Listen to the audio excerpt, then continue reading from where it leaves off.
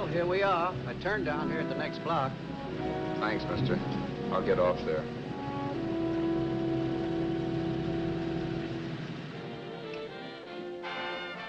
Want anything else? No. Hey, you. Me? Yeah, you. So where you heading?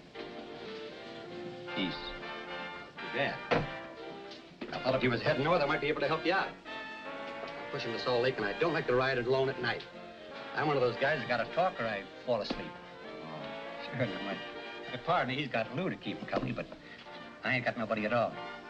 Where you coming from? West. Yeah, sure, I know, but where, L.A.? Maybe. I got a cousin out in L.A. You don't say. Yeah, he's been out. You're not much of a talker, are you? My mother taught me never to speak to strangers. Oh, a wise guy. So what? Okay, don't get sore. Just trying to be sociable, that's all. Hey, Glamorous. You change for a dime, will you?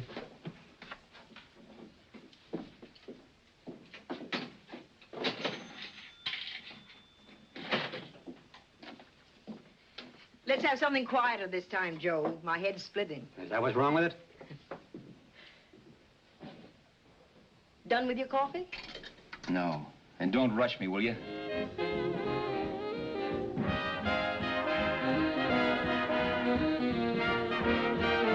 Hey, turn that off. Will you turn that thing off? What's eating you now? Yeah, what's eating you? That music, it stinks. Oh, you don't like it, huh? No, turn it off. Now, wait a minute, pal. That was my nickel, see? This is a free country. And I play whatever I wanted. Okay. Sure, and if you don't like it, you don't have to listen to it. And you can leave here anytime you want it. Okay, I'm sorry I asked. First good piece played tonight and you don't like it. Some people just ain't got any good taste.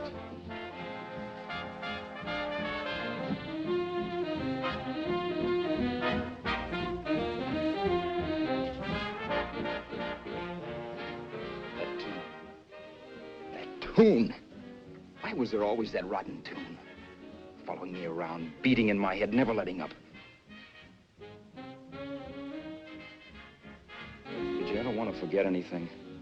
Did you ever want to cut away a piece of your memory or blot it out? You can't, you know. No matter how hard you try. You can change the scenery. But sooner or later, you'll get a whiff of perfume or somebody will say a certain phrase or maybe hum something. Then you're licked again.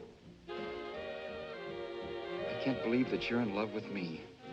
I used to love that song once. So did the customers back in the old Break of Dawn Club in New York. I can't remember a night when I didn't get at least 3 requests for it. Sue, she was always selling it too. Those were the days.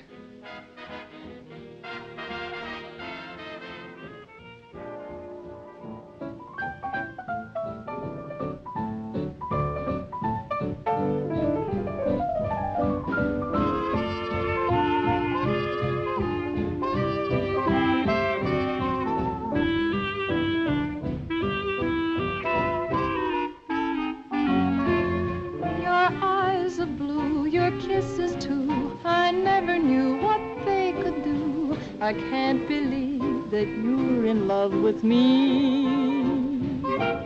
You're telling everyone you know that I'm on your mind each place you go. They can't believe that you're in love with me. I have always placed you far above me. I just can't imagine that you love me. And after all is said and done, to think that I'm the lucky one, I can't believe that you're in love with me.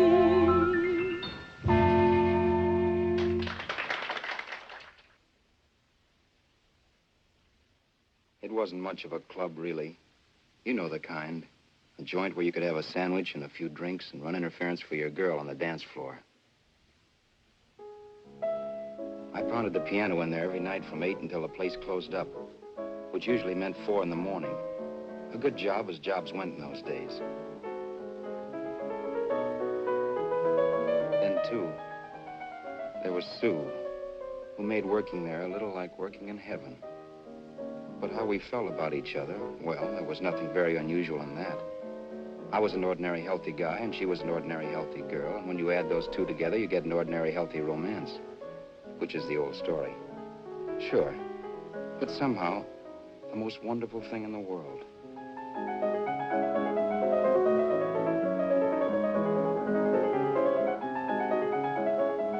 All in all, I was a pretty lucky guy.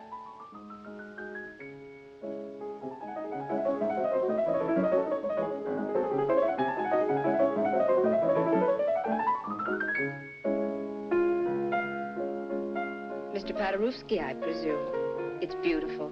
You're going to make Carnegie Hall yet, Al? Yeah, as a janitor. I'll make my debut in the basement. I don't blame you for being bitter, darling, but you mustn't give up hope. Why, someday... Yeah, someday. If I don't get arthritis first. In the meantime, let's blow this trap.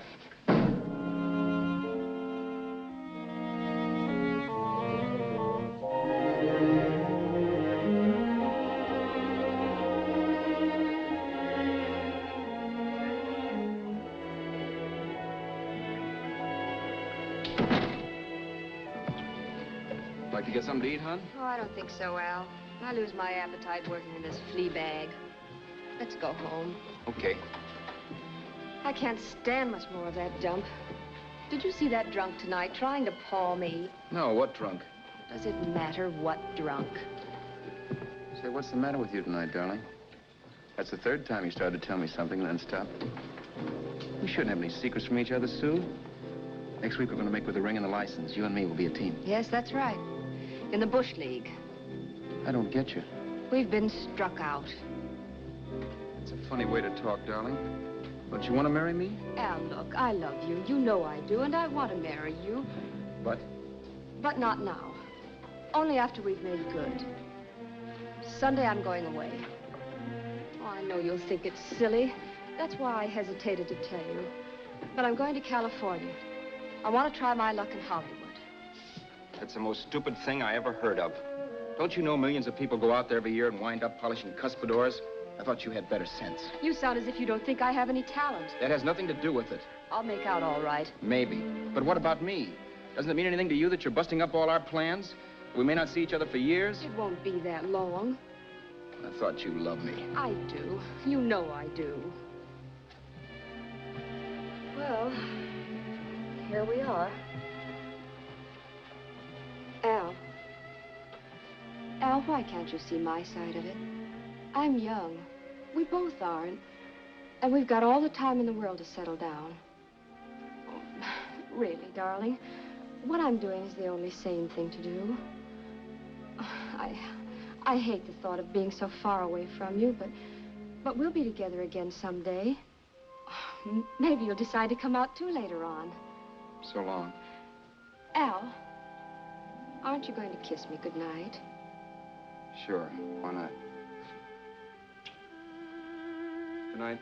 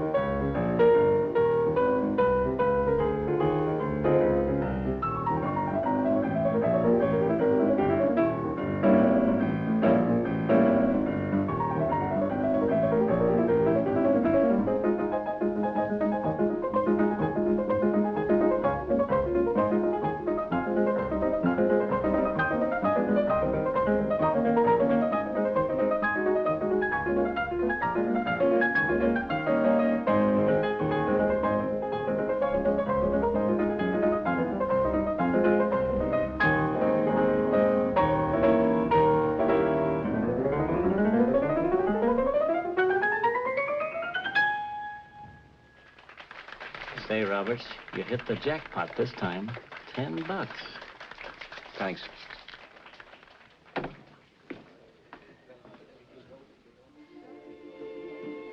So when this drunk handed me a 10 spot after a request, I couldn't get very excited. What was it, I asked myself? A piece of paper crawling with germs. Couldn't buy anything I wanted. It couldn't... Then I thought of something.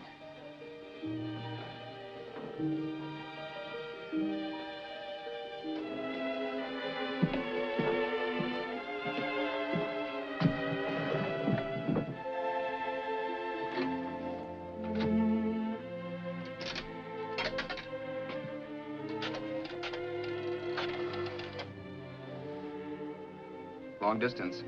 I'd like to put a call through to Los Angeles. Miss Harvey. Sue Harvey, Harvey. The number is Crestview 65723.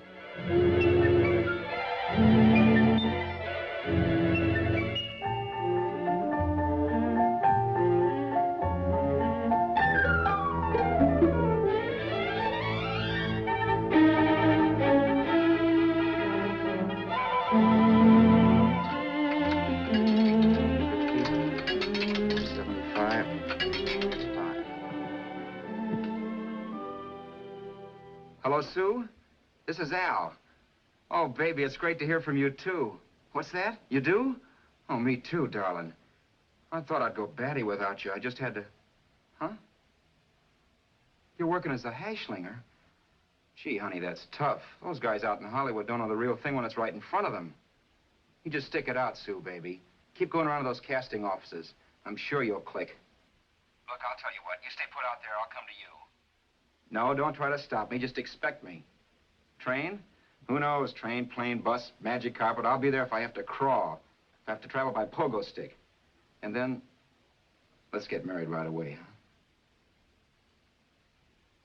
That's the stuff. That's what I've been wanting to hear you say. Well, goodbye for now. I'll be seeing you soon. Yeah. Bye.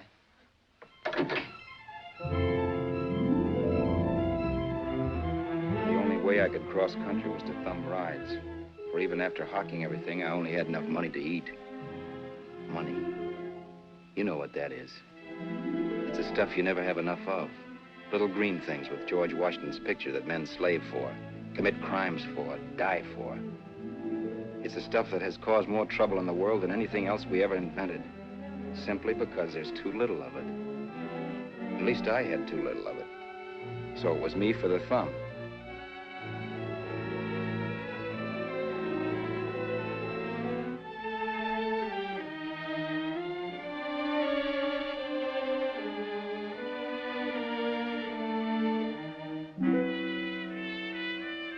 Ever done any hitchhiking? It's not much fun, believe me. Oh, yeah, I know all about how it's an education and how you get to meet a lot of people and all that. But me, from now on, I'll take my education in college or in PS 62, or I'll send $1.98 in stamps for 10 easy lessons.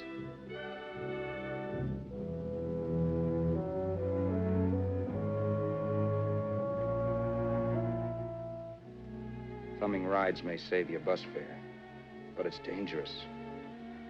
You never know what's in store for you when you hear the squeal of brakes. If only I'd known what I was getting into that day in Arizona. Here, throw that in the back seat. Okay, let's go. Make sure that door's closed.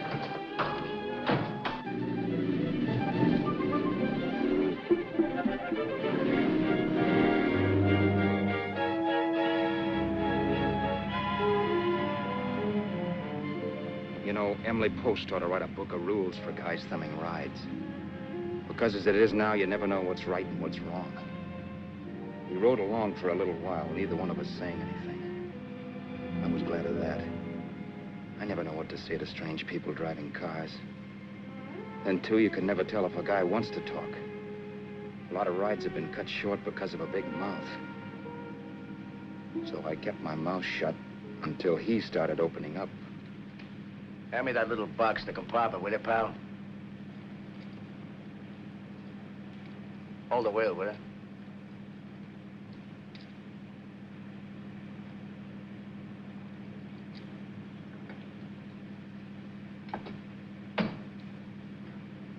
How far are you going? L.A. Wow, you're really traveling, aren't you? Yeah, but I don't expect to make it for a couple of years at the rate I've been promoting rides. Not much luck, huh? Sure, all bad. Not many people stop for a guy these days. Afraid of a stick-up, maybe. They can't blame them. Where you coming from? New York? Well, New York. You're in luck this time. I'm going all the way. Right through to Los Angeles.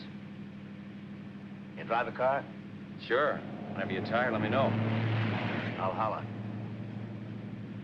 I guess at least an hour passed before I noticed those deep scratches in his right hand. They were wicked. 3 puffy red lines about a quarter of an inch apart.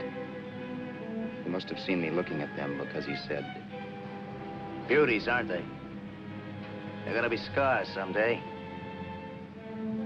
What an animal. Whatever it was, it must have been pretty big and vicious to have done that. Right on both counts, New York. I was tussling with the most dangerous animal in the world. A woman. She must have been Tarzan's mate. Looks like you lost the bob. It certainly wasn't a draw. You know, there ought to be a law against dames with claws. Yeah. I tossed her out of the car in her ear. Was I wrong? Give a lift to a tomato, you expect her to be nice, don't you? Yeah. After all, what kind of dame son rides? Sunday school teachers? Yeah. A little witch. She must have thought she was riding with some fall guy. And me, who's been booking horses around racetracks since I was 20. I've known a million dames like her. 2 million. Yeah. Stopped the car, opened the door. Take it on the Arthur Duffy sister, I told her. That's the stuff. As always done, huh? But if you want to see a real scar, brother, get a load of this. What? I got that one, Dooley. Dooley? Yeah, we're just kidding, of course. My dad owned a couple of Franco-Prussian sabers. Kept them on the wall for decorations. Well, one day, another kid and I took them down. When the old man wasn't around. Had a duel. He got me in the arm here. Pretty mean cut. Infection set in later. Yeah, I can see that. Now, give me that box again, will you? Yeah.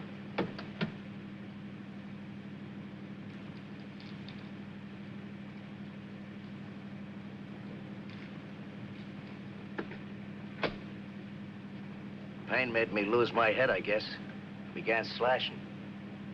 Before I knew it, I'd put the other kid's eye out. That was tough. Well, it was just an accident, of course. But you know how kids are. I got scared, decided I was going to run away from home. Old man almost caught me when I was packing my duds. The bloody rag I had wrapped around my wrist hadn't caught his attention. You've seen the bundle for sure. But I beat it when he was phoning for a doctor. That was 15, 16 years ago. I haven't been home since. Pull in there for a bite or something, huh? a bite or something. Brother, was I hungry. I hadn't had anything in my stomach for hours. Yet even with that gnawing in the pit of my belly, I didn't want to be in too big a rush to put on the feed bag. First, I had to make sure this guy knew the score. If I got him down on me, it was goodbye ticket to Hollywood. I'll wait out here for you, mister. If it's the money, don't worry about paying for it. This time it's on me. Well, that's white of you, Mr. Haskell, think nothing of it. You make your first million, maybe you can do the same for me. Come on, New York. I gotta make the West Coast by Wednesday. There's a horse running at Santa Anita named Parrot Bicycle.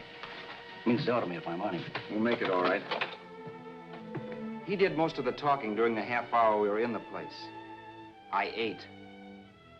He rambled on about his old man, whom he hadn't heard from since he ran away as a kid. Now he happened to become a bookie. And then all about how he got rooked in Miami. One race, 38 grand. They cleaned out my book. How do you like that? That was tough luck. Yeah, and I'm supposed to be the smart guy. Well, you just wait. I'm going back to Florida next season with all kinds of jack. And you watch those stinkers run for cover. You want anything else? No, thanks. I've had plenty.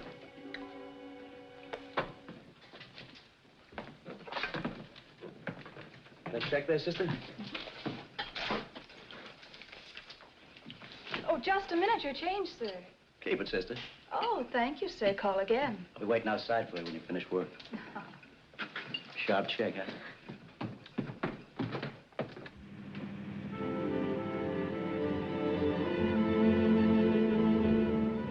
drove all that night while Haskell slept like a log. After a while, I began to get sleepy myself. I was happy, though. Soon I'd be with Sue again. The long trip was practically over, and there'd be no more hoofing it down the concrete. I began to think of the future, which couldn't have been brighter if I'd embroidered it with neon lights. It was nice to think of Sue shooting to the top. It's amazing what a full belly can do to your imagination. Your eyes are blue, your kisses too. I never knew what they could do. I can't believe that you're in love with me. You're telling everyone you know I'm on your mind each place you go. I can't believe that you're in love with me.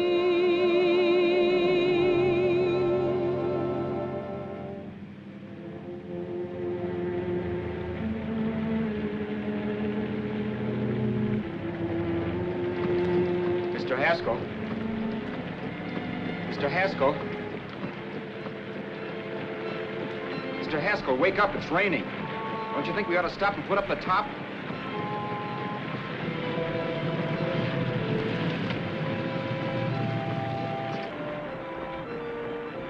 Mr. Haskell, I'm going to put up the top.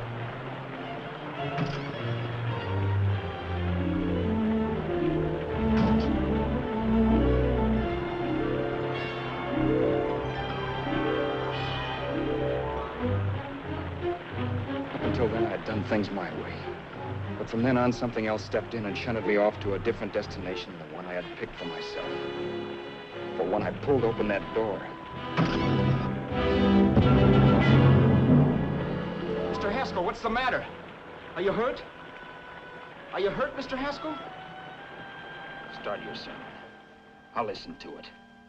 But I know what you're going to hand me even before you open your mouths. You're going to tell me you don't believe my story of how Haskell died and give me that don't make me laugh expression on your smug faces. I saw at once he was dead, and I was in for it. Who would believe he fell out of the car? Why, if Haskell came too, which of course he couldn't, even he would swear I conked him over the head for his dough. Yes, I was in for it. Instinct told me to run, but then I realized it was hopeless. There were lots of people back down the road who could identify me. That gas station guy and the waitress. I would be in a worse spot then, trying to explain why I beat it. The next possibility was to sit tight and tell the truth when the cops came. But that would be crazy. They'd laugh at the truth. I'm not having my head in a noose. So what else was there to do but hide the body and get away in the car? I couldn't leave the car there with him in the gully. That would be like erecting a tombstone.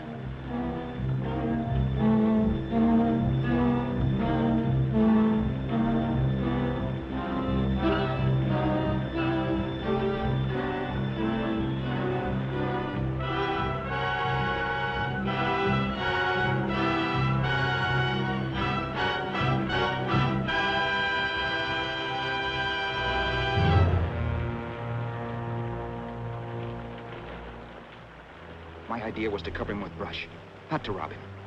But then I remembered that even if I only drove the car for 100 miles or so, I would need money for gas. Besides, it was stupid of me to leave all that money on a dead man. Not only that, I'd have to take his driver's license in case I was stopped for something. I didn't like to think about it, but by that time I'd done just what the police would say I did, even if I didn't. My clothes. The owner of such an expensive car would never be wearing them. Some cop might pull me in on suspicion.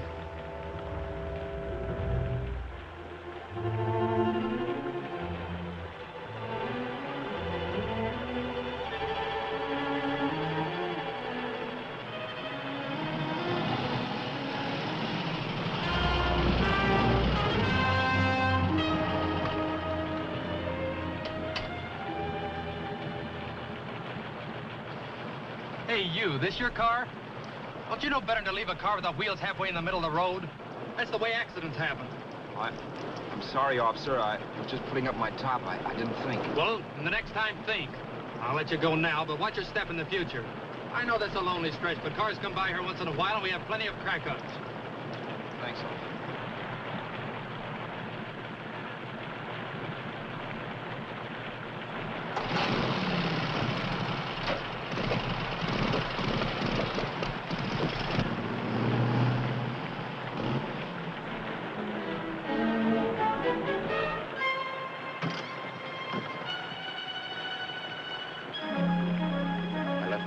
car to give me away as Roberts.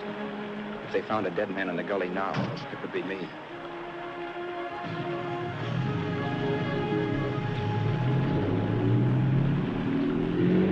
As I drove off, it was still raining. The drops streaked down the windshield like tears. I kept imagining I was being followed and that I could hear sirens back in the distance. Just how long it took me to cover the 60-odd miles to the California state line, I don't know. I lost all track of time. But the rain had stopped and the sun was up when I pulled up to the inspection station. Hello? Carrying any fruits or vegetables? No. Any livestock or poultry? No. I'd see your registration and driver's license, please. Anything in the baggage compartment? Just baggage. Charles Haskell, Jr., age 30, brown eyes, dark hair. Identifying marks, none. Are you Charles Haskell, Jr.? Yes. Well, remember, if you're employed and you stay over 30 days, you take out California plates. All right, officer, but I'll only be in the state a short while. Right, you can go now.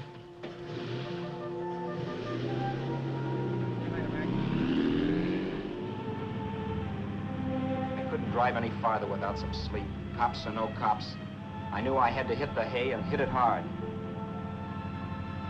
I was dead tired.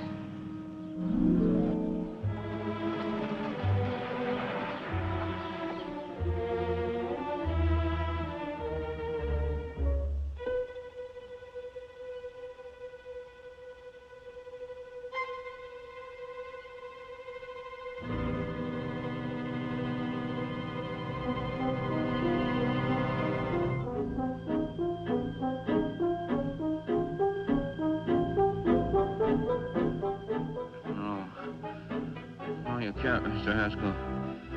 No.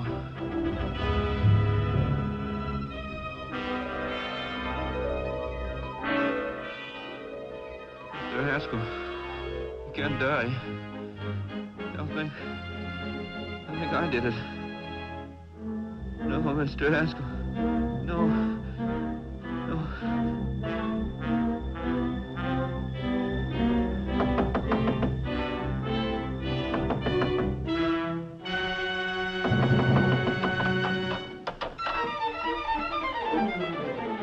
Who's there? It's the maid. Can I come in and clean? Later. In a half hour. All right, sir.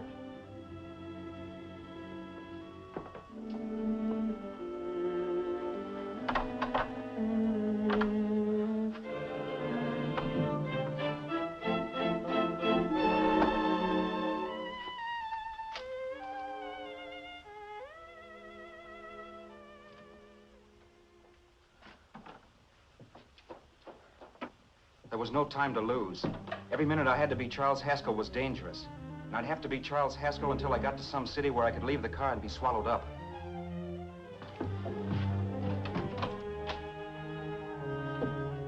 That meant driving the car as far as San Bernardino, maybe even to Los Angeles. In a little town, I might be noticed, but in a city, I should be safe enough. Then, after I ditched the car, I could go on to Sue. But those 5 minutes at the state line made me realize it might be a good idea to find out a little bit about Mr. Haskell. Then, if anybody asked me questions, I could give the right answers. The first thing I found out was that I had $768. This was a lot of jack, but believe me, it was the kind of money I'd rather not have.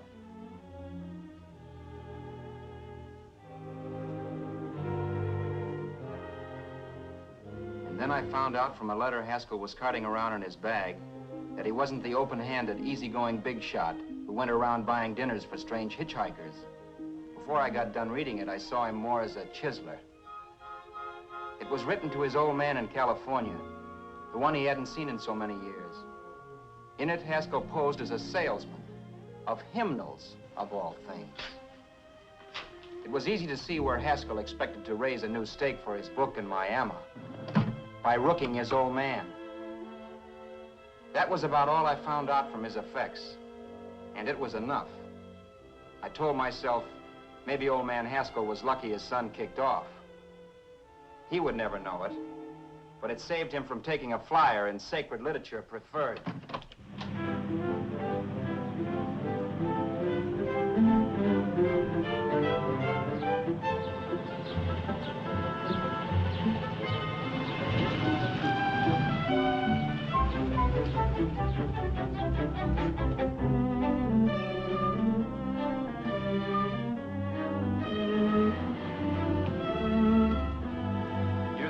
At Desert Center, I pulled up for water.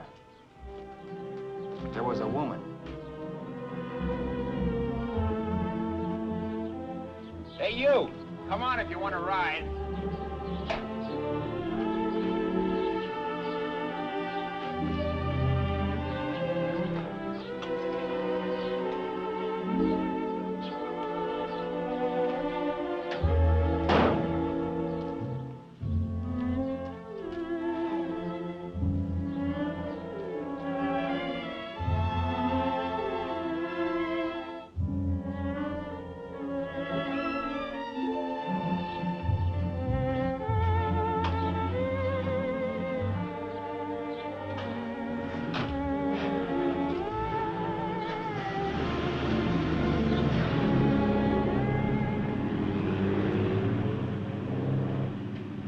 How far are you going? How far are you going? That took me by surprise, and I turned my head to look her over. She was facing straight ahead, so I couldn't see her eyes. But she was young, not more than 24. Man, she looked as if she'd just been thrown off the crummiest freight train in the world. Yet, in spite of this, I got the impression of beauty. Not the beauty of a movie actress, mind you, or the beauty you dream about when you're with your wife, but a natural beauty. A beauty that's almost homely because it's so real. Then suddenly she turned to face me. How far did you say you were going? Los Angeles? L.A.? L.A.'s good enough for me, mister. That's what I was afraid of. What'd you say? Oh, nothing, just thinking out loud. People get in trouble for doing that. What's your name? You can call me Vera if you like. You live in Los Angeles? No. Where are you coming from? Oh, back there. Needles? No. Oh, sure, Phoenix. You look just like a Phoenix girl. Are the girls in Phoenix that bad? The girl must have been pretty tired, because she fell asleep not 20 minutes after she stepped into the car. She lay sprawled out with her head resting against the far door, like Haskell. I didn't like that part of it much, but I didn't wake her up. It wasn't that this girl still worried me. I'd gotten over that funny feeling I had when she looked at me, which I put down. It's just my jangled nerves. With her eyes closed and the tenseness gone out of her, she seemed harmless enough. And instead of disliking her, I began to feel sorry for her. The poor kid probably had had a rough time of it. Who was she, anyway? And why was she going to Los Angeles? And where'd she come from in the first place? The only thing I knew about her was her name. Not that it made any difference. A few hours more and we'd be in Hollywood. I'd forget where I parked the car and look up Sue. This nightmare of being a dead man would be over. Who this dame was, well, it was no business of mine. Where did you leave his body? Where did you leave the owner of this car? You're not fooling anyone. This buggy belongs to a guy named Haskell. That's not you, mister. You're out of your mind. That's my name, Charles Haskell. I can prove it. It's my driver's Save license. yourself the trouble, mister. Having Haskell's wallet only makes it worse. It just so happens I rode with Charlie Haskell, all the way from Louisiana. He picked me up outside of Shreveport. You rode? You heard me. Then it all came back to me. All the talk about dueling and scars and scratches. There was no doubt about it. Vera must be the woman Haskell had mentioned. She must have passed me while I slept. Well, I'm waiting. My goose was cooked. She had me. That Haskell guy wasn't dead yet. He wasn't stretched out stiff and cold in any Arizona gully. He was sitting right there in the car, laughing like mad while he haunted me. Well? There was nothing I could say. It was her move. Vera, whatever her name was just my luck picking her up on the road. It couldn't have been Helen, or Mary, or Evelyn, or Ruth. It had to be the very last person I should ever have met. That's life. Whichever way you turn, fate sticks out a foot to trip you.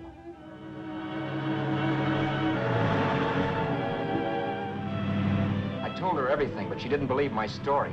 I should have saved my breath. That's the greatest cock and bull story I ever heard. So he fell out of his car. Say, who do you think you're talking to, a hick? Listen, mister, I've been around, and I know a wrong guy when I see one. What'd you do, kiss him with a wrench? Now, wait a minute. What I told you was true. You see, that's why I had to do it. You think I killed him. Well, the cops would have thought so, too. Yeah, well, maybe they still think so. What makes you so sure I'll shut up about this? Girl, I'm innocent. Give me a break, will you? It won't do me any good having you pinched. The cops are no friends of mine. Now, if there was a reward, but there isn't. Thanks. Don't thank me yet. I'm not through with you by a long shot. Let's see that roll.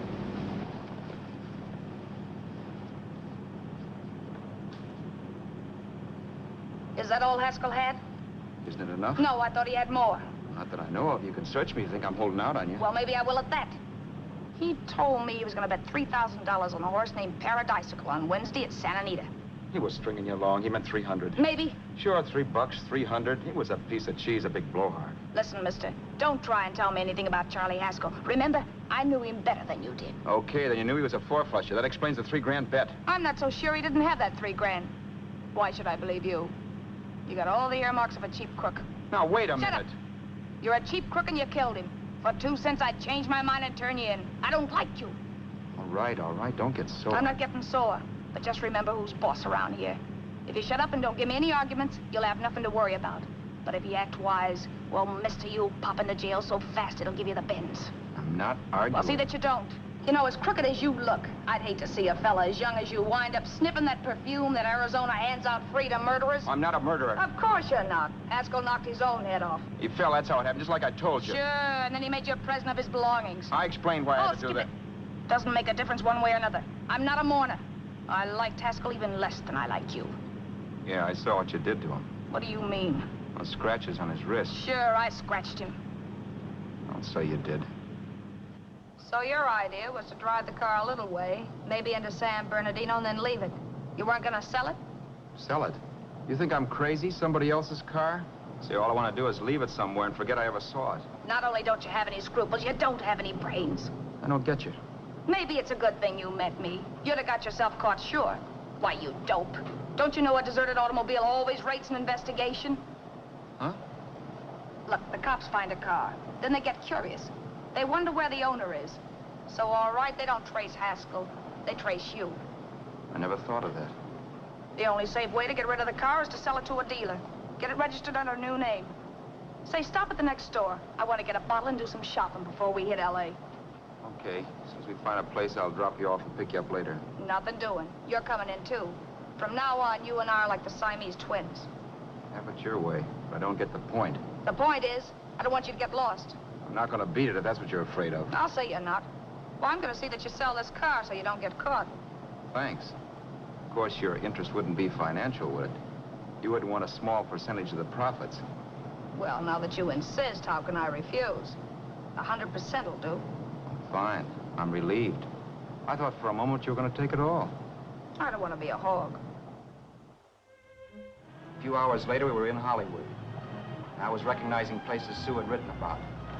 It struck me that far from being at the end of the trip, there was a greater distance between Sue and me than when I started out. Vera wasn't kidding with that Siamese twins crack.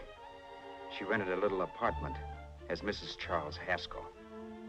When I objected to this, she explained that it was on account of the car. A dealer might think something was funny if he called and found we were using different names.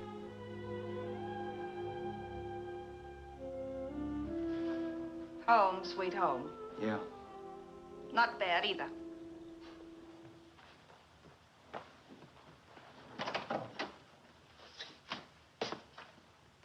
In case there's any doubt in your mind, I'll take the bedroom.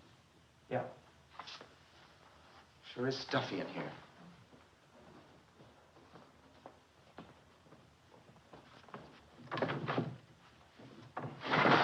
Keep the window shut. Okay. The old crow downstairs said there's a folding bed behind this door.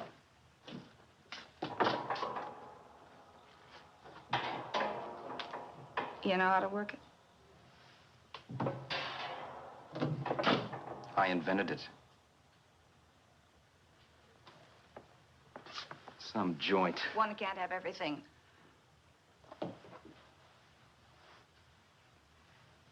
I'm first in the bathtub. I don't know why, but I figured you would be.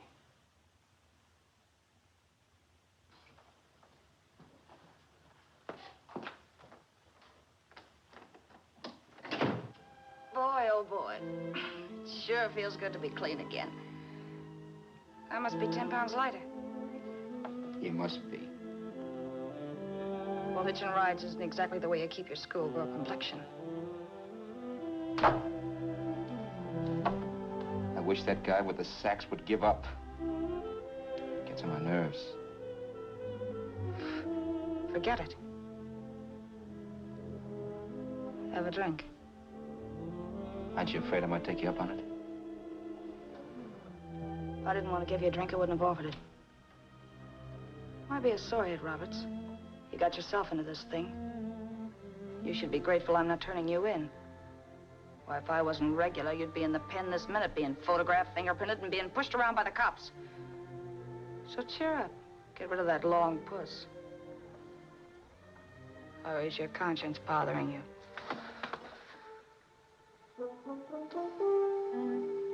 No. It isn't. Swell. That's the spirit. He's dead and no mulling around to bring him back. Anyway, I never could understand this worrying about something that's over and done with. Now, look, Vera, for the last time, I didn't kill him. Haskell was a sick man. Maybe he was dead before he fell out of the car. I don't know. Sure. He died of old age. All right. So if it'll make you sociable, you didn't kill him.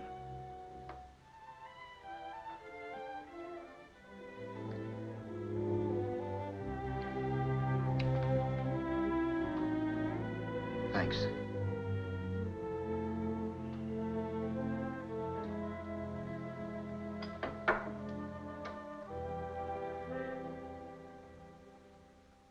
We're out of liquor, Roberts. Yeah. Too bad. I felt like getting tight tonight. Well, I think you succeeded. Am I tight? As a prima donna's corset. That's good. I wanted to get tight. Why? What have you got to get tight about? Oh, I don't know. A few things. You should have my worries. If I had your troubles, I'd stay sober. And I've got the key to that door. Yeah. Maybe you're right. I'm always right. You know, I don't like your attitude, Roberts. Well, there's a lot of things I don't like. Sure. But life's like a ball game. You gotta take a swing at whatever comes along before you wake up and find it's a ninth inning. I bet you read that somewhere. That's the trouble with you, Roberts. All you do is bellyache. But taking it easy and, well, trying to make the best of things. But maybe that's what's wrong with the whole world. Get the professor. People knock themselves out trying to buck fate. Now, take you, for instance. You're lucky to be alive. Why, suppose Haskell had pulled open your door. You'd be playing a harp now. Think of that. You think of it. I'm tired of thinking. There's plenty of people dying this minute. I would give anything to trade places with you. I know what I'm talking about. I'm not so sure. At least they know they're done for. They don't have to sweat blood wondering if they are. Your philosophy stinks, pal. We all know we're gonna kick off someday. It's only a question of when. But what's got us on this subject anyway? We'll be discussing politics next. Yeah. Where'd you hide the butts? On the table, sucker.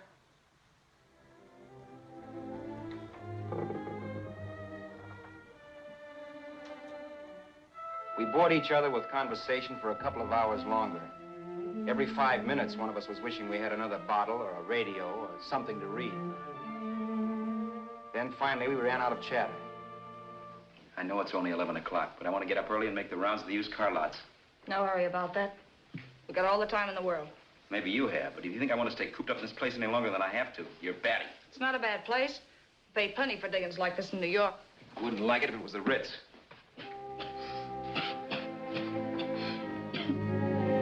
Rotten liquor. You got a mean cough. Want to do something about it. I'll be all right. That's what Camille said. Who? Nobody you know. Wasn't that the dame that died of consumption? Yeah. Wouldn't it be a break for you if I did kick off? You'd be free with all Haskell's dough and car. I don't want to see anybody die. Not even me. Especially not you. One person died of me. If you did, well, that's all I need. You don't like me, do you, Roberts? Like you. I love you. My favorite sport is being kept prisoner. After we sell the car, you can go to blazes for all I care, but not until then.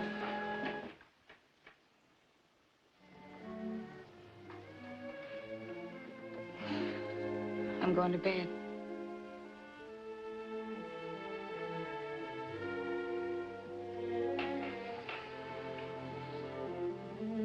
Good night, Roberts. Don't try and sneak away during the night. All the doors are locked. Anyway, if I find you gone in the morning, I'll notify the police. They'll pick you up. Don't worry, I know when I'm in a spot. Well, good night. I hope that portable rack isn't too uncomfortable for you. Don't lose any sleep over it, will you, Gerda?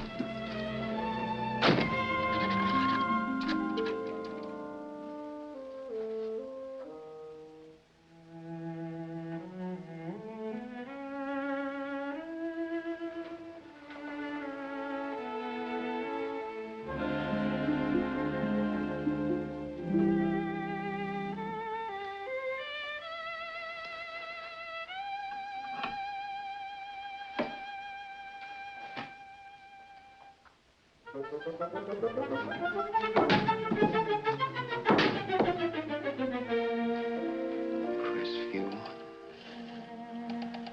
6, 5, 7, 2, 3. Hello? Hello? Hello? Hello?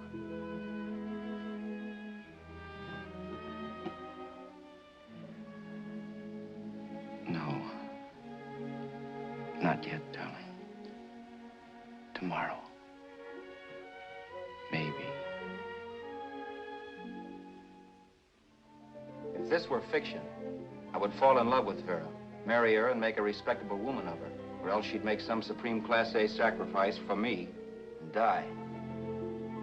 Sue and I would bawl a little over her grave and make some crack about there's good in all of us. But Vera, unfortunately, was just as rotten in the morning as she'd been the night before. All right, I'm coming. Look, Vera, it's almost noon. So what? The dealers will be there all day. I'll be there all year, too, but that doesn't mean I'm going to wait that long. Shut up. You're making noises like a husband. Well, do I rate a whistle? You sure do, but let's go. Let's go, let's go. I spent $85 and 2 hours preparing bait, and all you can say is let's go. Come on.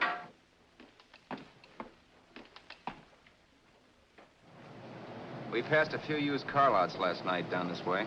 What do you think we can get for this heap? I don't know. Plenty. You just let me handle everything. Think we can get $2,000? I don't know, but don't worry. I'll squeeze as much out of this guy as I can. If I let it go cheap without a fight, he might think we've stolen the car. And listen, don't make any slips and call me Roberts. That'll cook us. I don't need you to tell me that. You better just sit by and keep your mouth closed. Remember, we're both in the soup if anything happens. Forget it and drive. You're my wife, Vera Haskell. Look, after the deal's closed, let's go back to that place on Hollywood Boulevard where I saw the fur jacket. I want to buy it. After the deal's closed, I'm saying goodbye to you. That's right, I forgot. I guess I'm getting kind of used to you. Well, that's a habit you can start breaking. Let's try this place in the middle of the block.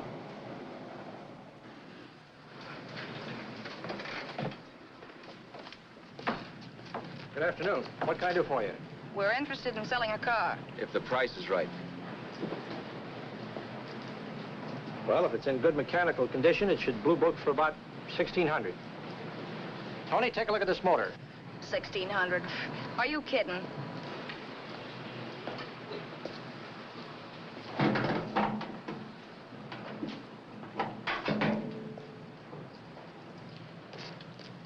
Well, maybe 1850.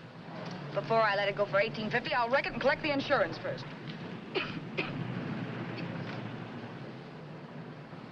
Lately, this motor's seen a lot of driving.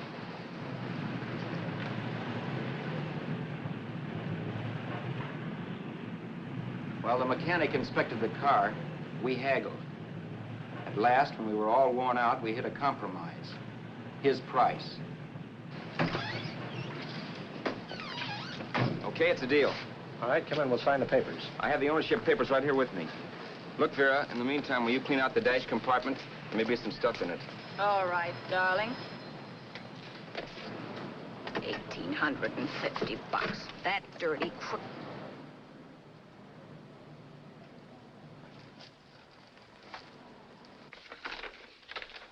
In New York, huh? Yeah. But you bought the car in Miami? Yeah. Well, now let's see about the insurance. We can either have it transferred or canceled. What kind of insurance do you have, Mr. Haskell? Well, aren't all the papers there? I don't see any. Surely you know what type of insurance you carry in the car. The name of the company? Yeah, but, Well, if you'll just tell me the name of the company, I'd be very glad to take care of all the details. well, Did you sign the papers yet? not yet. Well, don't. We're not selling the car. Oh, wait a minute, Miss Haskell. Come on, darling. What's the matter? You changed your mind?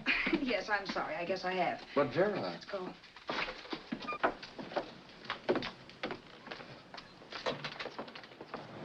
You got me out of a tight spot, Vera. But I still don't understand all this. You will in a minute. I almost threw away a gold mine. 1850 isn't to be sneezed at. The car doesn't book for as much as I thought. We're not selling the car. You want to keep it. Now, wait a minute, Vera. You said yourself I wouldn't be safe until the car was in someone else's name. I'd like to be free of this mess when I go. That's just it, Roberts. You're not going. There's a drive-in at the next corner. Pull in there and we'll get a bite to eat. And I'll explain. What is this, another one of your brilliant ideas?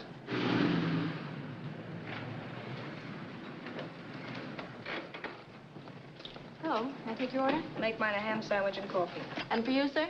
Oh, I don't care. The same. Thank you.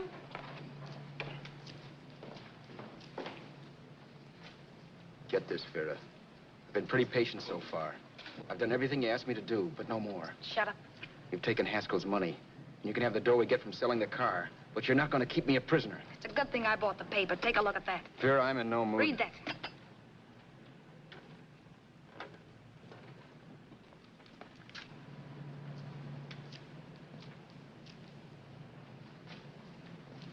No. Yes. No, I won't do it. Yes, you will. You think I'm crazy? It's impossible, I tell you. Excuse me.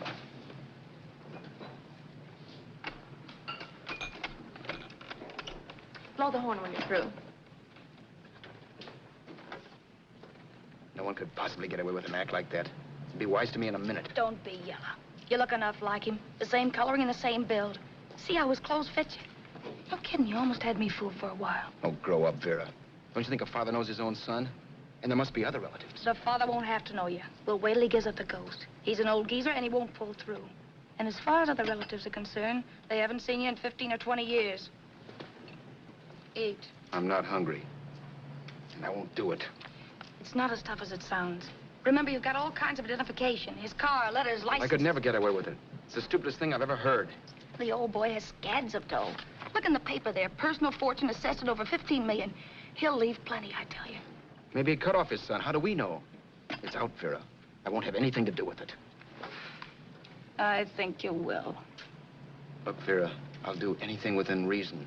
But not that. So forget it. Find yourself another stooge. Giuseppe. You'll be fixed for the rest of your life as Charlie Haskell. You can take your inheritance and go away. No more worrying about the rent, no sweating, scheming, wondering where your next meal's coming from. Think about that, Roberts. Vera, please, you're talking too loud. On this, I'm splitting 50-50 with you. Sure, why not? We're both alike, both born in the same gutter. Now, take it easy, Vera. There's people around here. You don't know what you're talking about. We'll wait till we read that old man Haskell's dead. Then you show up. Like you read in New York that he was sick. No. Suppose he doesn't die. He will. I know he will. Something tells me. But as much as I insisted I would have no part of her scheme, Vera was taking it for granted I would. Neither of us had our mind on the cards as we played that night. I knew we were just trying to kill time between newspaper editions. This was a death watch for Vera. Maybe it was for me, too. Don't you realize if I'm caught, they'll want to know where I got the car and stuff, and they'll have me on a murder charge. If you're smart, you won't get caught. I knock with 7. And if I'm caught, don't you realize you'll be out, too? 18 points, that gives me 30. How will I be out? You'll be out $1,850 we would have gotten on the car. Really, Vera, you'd be an awful chump if you threw away all that dough on a dizzy long shot. Let me sell the bus tomorrow. With the money it'll bring and what you've already got, a clever kid like you can run it up in no time. Then we'd both be in the clear. I'll be in the clear anyway. Maybe. Maybe. But if I got caught, I'd get good and sore at you, you know. You mean you'd squeal? Oh, no, not squeal exactly. Never mind what you meant. Even if you did tell the cops I was in on it with you, what could they do to me? They might give me the same medicine they gave you. Yeah. A rope. But I'm on my way anyhow. All they'll be doing will be rushing it. All right. But think of the $1,850 you'd lose. You'd kick yourself along the block if you ever let it get away from you. I'll take the chance. Want another drink? You're being a goon. That's the way people wind up behind the 8 ball. Once they get a few dollars, they become greedy and want more. My. Caesar. Who? You know that Roman general? He got his for being greedy. He wasn't satisfied, so the final wind-up was he took the count. A couple of days ago, you didn't have a dime. Why, you were so broke you couldn't pay cash for a postage stamp. Now you've got almost $700 with $1,850 in the offing. Take my advice. Don't try for more. I'm tired of this game. Let's have some blackjack. Play solitaire. Okay, I will if that's the way you feel about it. That's the way I feel about it. Getting sore and throwing things won't help much, Roberts. I'm really doing you a favor. I help you out of a jam by keeping my mouth shut. I show you how to make some soft money. And what thanks do I get? Thanks. Sure. Or would you rather call the cops and tell them you killed a man and stole his money? I didn't kill anybody. Yes, you did. No, I didn't. You know I didn't. All right, then. Suppose I call the cops. If you're innocent, what do you got to be scared of? Okay. Call him, you mutt. Go ahead and call him. See if I care. At least they'll give me a square deal. You want me to call them? You heard me. But I'm warning you. If I'm pinched, I'll swear you were in on it. I'll say that you helped me. If I fry, I'll get even with you. You wouldn't dare. You didn't. Yeah? Then try it and see. Call him. Yeah. Okay, I will.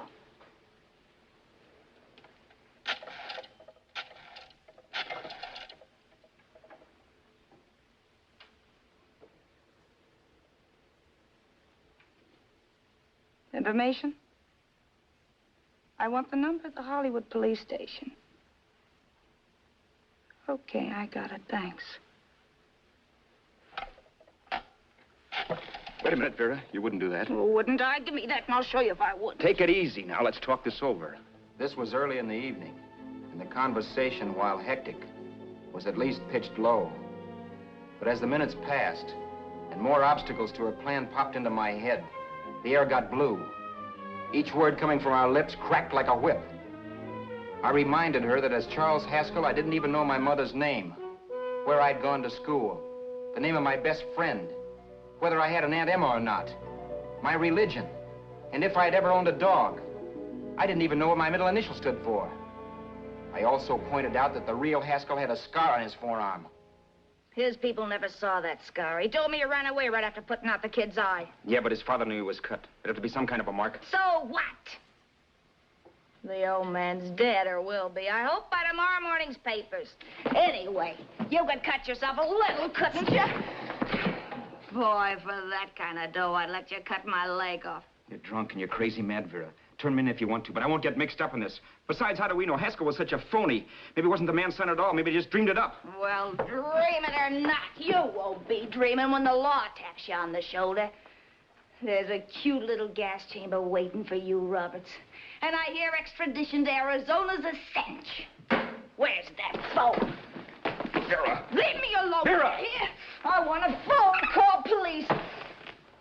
I hate you yellow stinker. You leave me alone. I'll let you alone when you promise to leave the phone where it is. You're drunk. You don't know what you're doing. You're hurting me. Will you promise? All right.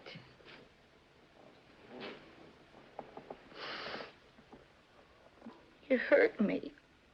I'm sorry, but... And it's hot in here. Open up a window. It's not hot. Don't tell me. Now, do you do it or do I do it? You're no gentleman, see? Yeah. All right. I'll open up the window. Vera!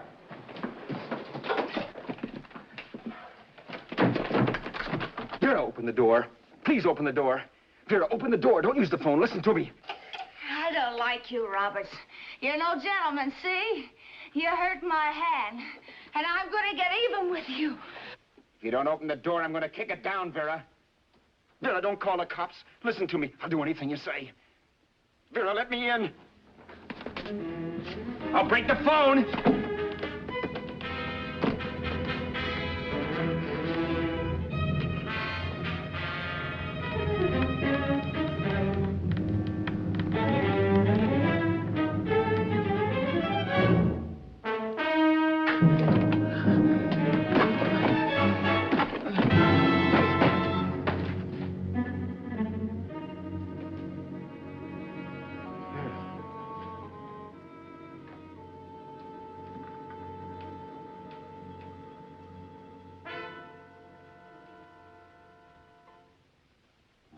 The world is full of skeptics. I know. I'm one myself. In the Haskell business, how many of you would believe he fell out of the car? And now, after killing Vera without really meaning to do it, how many of you would believe it wasn't premeditated? In a jury room, every last man of you would go down shouting that she had me over a barrel and my only out was force. The room was still. So quiet that for a while I wondered if I had suddenly gone deaf. It was pure fear, of course. And I was hysterical. But without making a sound. Vera was dead. And I was her murderer. Murderer? What an awful word that is. But I'd become one. I'd better not get caught. What evidence there was around the place had to be destroyed. And from the looks of things, there was plenty. Looking around the room at things we'd bought was like looking into the faces of 100 people who'd seen us together and who remembered me. This was the kind of testimony I couldn't rub out. No. I could burn clothes and hide bottles for the next 5 years. There'd always be witnesses. The landlady, for one. She could identify me. The car dealer, the waitress in the drive-in, the girl in the dress shop, and that guy in the liquor store. They could all identify me. I was cooked. Done for. I had to get out of there. While once I'd remained beside a dead body, planning carefully how to avoid being accused of killing him, this time I couldn't. This time I was guilty. Knew it. Felt it. I was like a guy suffering from shock. Things were whirling around in my head. I couldn't make myself think right. All I could think of was the guy with the saxophone and what he was playing. It wasn't a love song anymore. It was a dirge.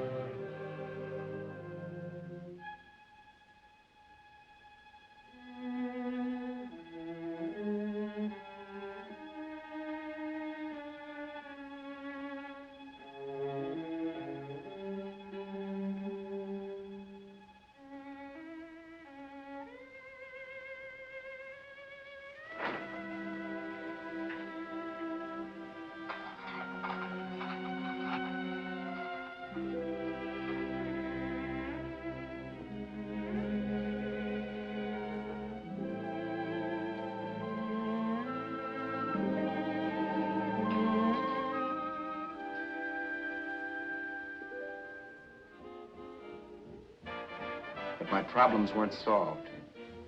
I had to stay away from New York for all time. Because Al Roberts was listed as dead and had to stay dead. And I could never go back to Hollywood. Someone might recognize me as Haskell. Then, too, there was Sue. I could never go to her with a thing like this hanging over my head. All I could do was pray she'd be happy.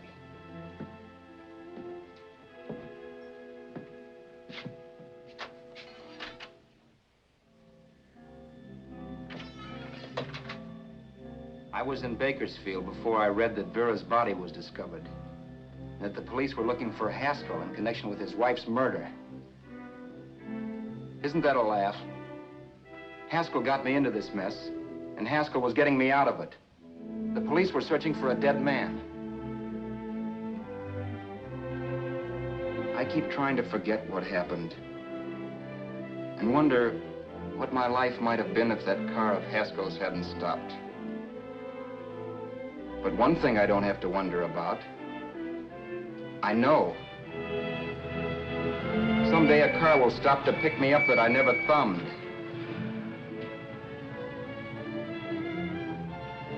Yes.